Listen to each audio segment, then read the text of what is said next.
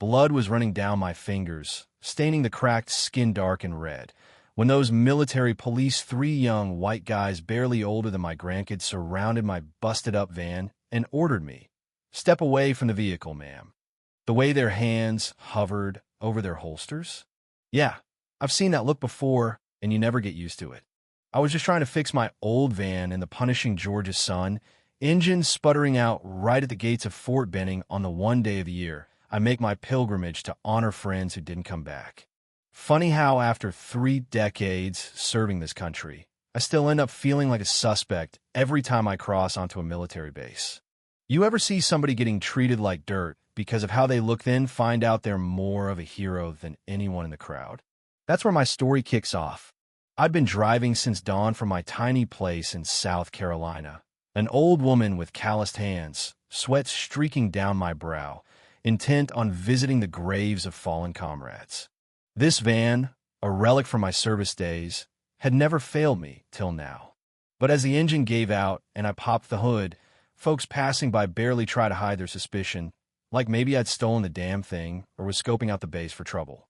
I ignored them just like I'd ignored that same look my whole life, focusing on the wiring, fingers stiff with arthritis, moving slower than they did back when I could field strip an M16 in the dark. Then I heard the boots.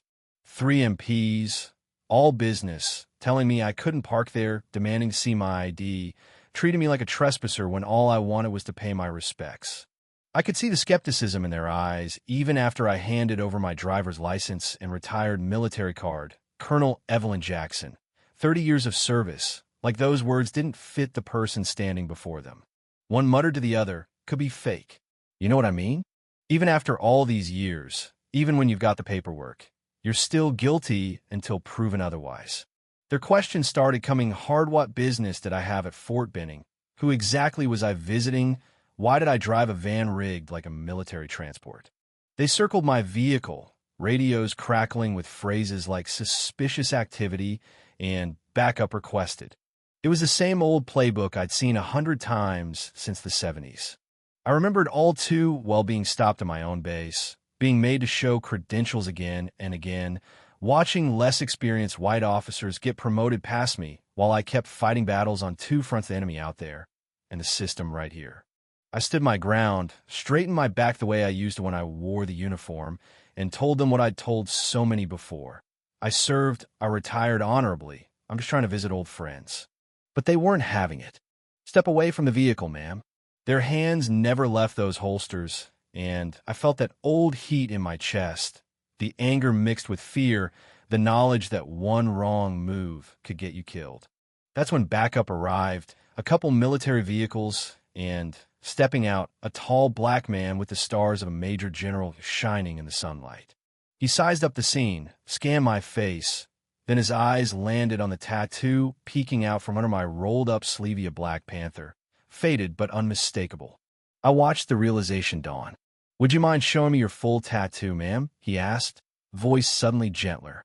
I pulled up my sleeve, letting the whole thing show. He took a breath, the kind that means you're trying to swallow something huge. "Shadow Legion," he whispered. "Operation Black Storm, Cambodia, 1972. And just like that, the air changed. The MPs looked at each other, confused, as the general snapped to attention and saluted me, right there in the dirt.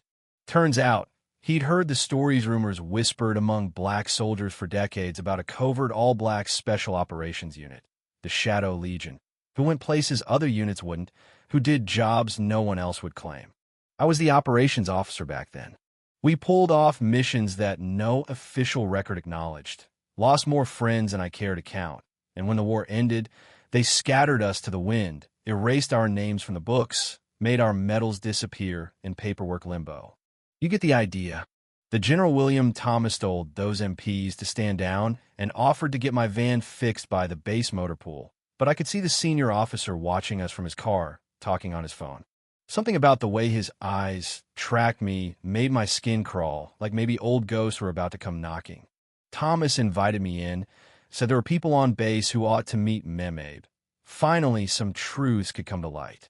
He told me about files, about histories that should have included my unit, but didn't.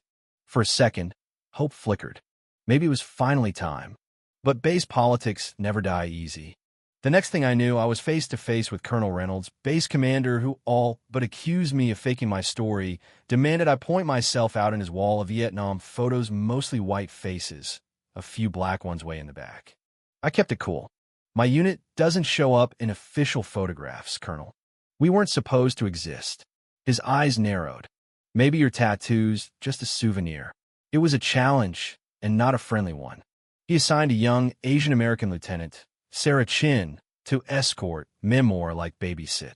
She was more genuine, though, and when I finally told her what that tattoo meant, her eyes widened. She'd heard the rumors, too. I told her the truth. In 1971, when 3 units failed to extract POWs from Cambodia, our commander, Marcus Williams, proposed something radical: a team of all black officers and enlisted operating off the books. If we succeeded, the brass could take credit. If we failed, we'd be disavowed. It was plausible deniability with a side of expendability. We saved 28 men that first time, lost 2 of our own. After that, whenever a mission was too risky for official paperwork, they called us. For 7 years, we completed 37 operations, lost 17 of our own, and when the dust settled, they classified everything above top secret, split us up, pushed half of us out early, left the rest to languish in dead-end jobs. Some of us ended up fighting addiction, some lost to suicide, a few just disappeared. But we made a pact: the tattoo, the promise, the plan to preserve our true story in a cache, hidden far from official eyes. Here's the twist, right? Turns out the base commander, Reynolds, had a file on his desk marked with the same insignia as my tattoo. And a retired general named Morrison showed up, the guy who'd buried our existence in the first place, all those years ago. They tried to lock me down, threatened me with detention, forced me into classified meetings, grilled me about why I was really at Benning, just as my unit's files were scheduled for declassification. Morrison, Reynolds, and their crowd had been hiding more than just our names. They'd buried evidence of weapons being diverted from official channels, profits funneling into offshore accounts, the kind of corruption that gets good people killed and leaves the rest with nightmares. With a little help from Lieutenant Chin, who, God bless her, was braver than any officer twice her age, uncovered the old files, the metal recommendations that vanished, the records that showed our victories credited to white units. Then, in a move straight out of a spy novel, 3 old comrades showed up at the main gate, men I hadn't seen in decades, carrying the same tattoo, ready to reunite the Shadow Legion, not in shadow, but in daylight. The 4 of us, despite the years and the losses, pooled our memories, our evidence, and our courage. With General Thomas risking his own career to help, and Chin working the digital side, we retrieved the secret khaki hidden room full of mission logs, photos, and a final tape confession from Marcus Williams himself, laying out every name, every dollar, every betrayal. We knew Morrison would try to discredit us, call us liars, say the evidence was faked. But we'd prepared, duplicating everything, reaching out to journalists, allies in the Pentagon, and for the first time, making enough noise that the truth couldn't be buried again. It all came to a head in the base auditorium, converted overnight into a press room, as the Secretary of the Army ordered full cooperation and the President himself called in to acknowledge our sacrifice.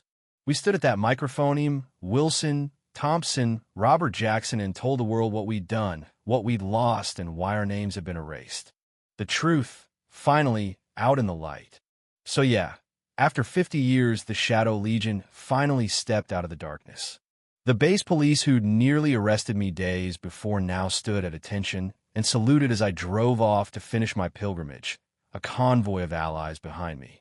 The fight's not over. Recognition is just the beginning, but justice, even if it comes late, still tastes sweet. What do you think? Does this story change how you see military history, or the stories we tell and don't tell about who serves and sacrifices for this country? Have you ever seen someone's legacy get erased, or fought to bring the truth to light?